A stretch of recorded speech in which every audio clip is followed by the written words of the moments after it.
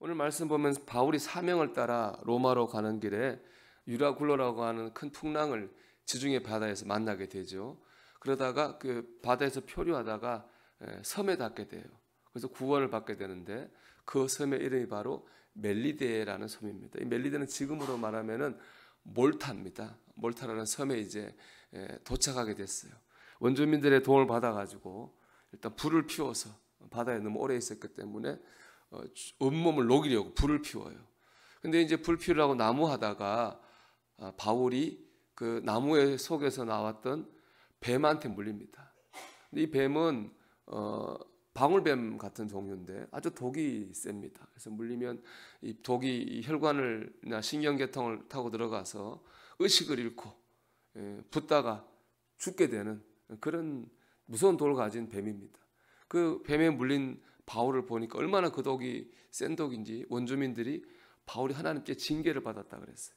그냥 그 뱀을 무조건 죽으니까 하나님의 징계라고 받아들였던 거죠. 근데 놀랍게도 바울이 뱀을 툭 틀어버려요. 그리고 조금의 이상이 전혀 일어나지 않아요.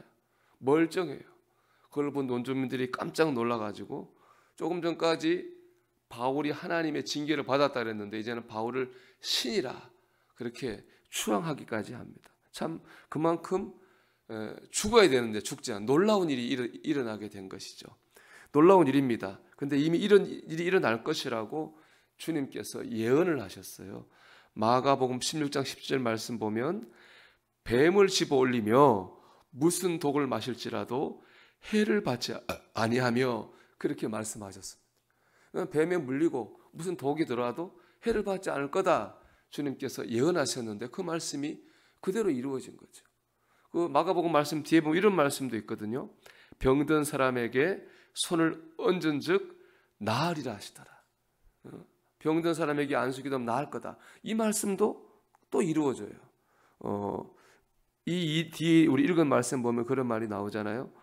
보블리오라는 사람이 그 멜리데 섬에 있습니다. 그 사람은 멜리데 제일 높은 사람이에요. 근데 보블리오의 부친이 열병과 이질에 걸려가지고 사경을 헤맵니다. 그때 바울이 가서 안수기도 했는데 그 보블리오의 부친이 낫습니다. 이 마가복음 16장 18절의 말씀이 그대로 이루어지죠. 뱀을 집어도 독이 들어도 괜찮고 안수기도 한즉 병이 나으리라 그랬는데 그 말씀이 멜리데 섬의 바울에게 그대로 이루어졌어요. 그 이유가 있습니다. 그것은 바로 사명 때문입니다. 마가복음 10장 18절의 말씀은 주님께서 전도하라 그런 말씀 뒤에 주신 말씀입니다. 마가복음 16장 15절 말씀 보면 또 이르시되 너희는 온 천하에 다니며 만민에게 복음을 전파하라 그런 말씀을 주셨거든요. 즉 주님의 말씀을 따라 복음을 전하는 사람, 사명을 감당하는 그 사람을 주님이 지키셔서 뱀에게 물려도 독이 들어도 멀쩡하고 안수하여 기도한 즉 그를 통해 주님 역사하시겠다 그렇게 말씀하신 겁니다. 지금 바울이 왜 여기 있습니까? 로마로 복음을 전하러 가는 길에 있는 거죠. 그뿐 아니죠. 바울은 안수기도에서 보블리오의 부친을 고친 다음에 복음을 전했습니다. 그래서 보블리오는 몰타 일대 감독이 되었는데 복음을 전하다가 순교하였다. 그렇게 전해지고 있습니다. 바울은 사명자였고 전도자였습니다. 하나님은 그런 사명자를 지키시고 사명자를 통해서 일을 하셨습니다. 여러분 하나님은 사명자를 지키시고 사명자를 통해서 일하십니다. 누가복음 2장에 보면은 시몬이라는 사람이 나와요. 아주 경건한 사람인데 그 어느 날 성령을 통해서 하나님의 음성을 듣습니다. 그리스도를 보기 전까지는 내가 죽지 아니하리라. 이 음성을 듣게 됩니다. 이건 하나님의 음성이기도 하지만은 시몬에게 주어진 사명이기도 한 거예요. 죽지 아니하라는 건 뭐예요? 죽지 못한다는 겁니다.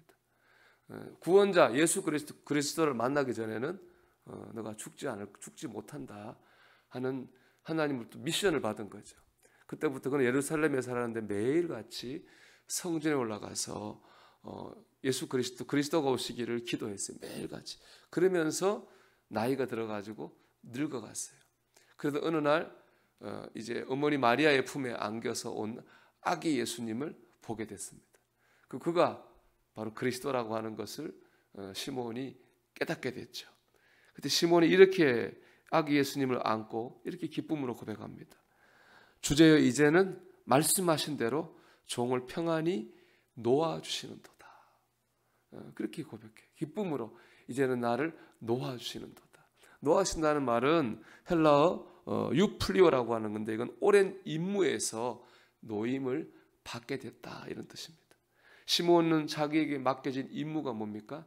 그리스도를 보는 거예요. 그것을 보기 위해서 시몬 오랫동안 기다렸습니다. 그리고 이제는 그리스도를 보았고 그 임무를 마쳤고 임무에서 노임받게 됐습니다. 세상적으로 보면 평안히 하나님 나라로 가는 겁니다. 사명자는 죽지 않습니다. 이 땅에서 하나님의 사명을 위해 살다가 사명을 다 마치고 하나님께로 갈 뿐입니다. 하나님은 그런 사명자를 이 땅에서 지키시고 보호하시고 그 사명자를 통해서 일을 하는 겁니다. 사명자를 통해서 영혼을 구원하고 교회를 세워가시는 거죠.